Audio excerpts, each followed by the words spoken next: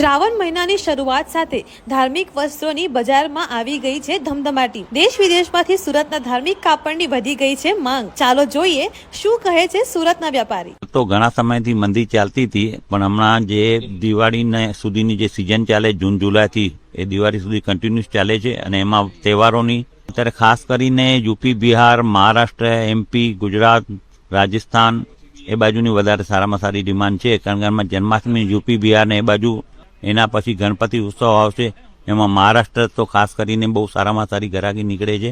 કપડામાં હાલમાં સમજો માતાજીની જે ચૂંદડી જે બને છે એમાં 20 રૂપિયાથી લઈ પર મીટરનું 70-80 રૂપિયા સુધીનું કાપડ બને, જેમાં નેટ છે, ફોઇલ છે, સાગા વર્ક છે, એ બધી આઈટમો ચાલે। જેકાર્ડની પણ આઈટમો અવનવી ડિઝાઇનોમાં અત્યારે ચાલે, જેમાં ખાસ કરીને નવી આઈટમમાં નામ લખેલું જેકાર્ડમાં આવે જય શ્રી રામ, રાધે રાધે, એ પણ બધી 80-90 રૂપિયાથી રેન્જ માંડીને 100-125 સુધી રેન્જ ચાલેલી।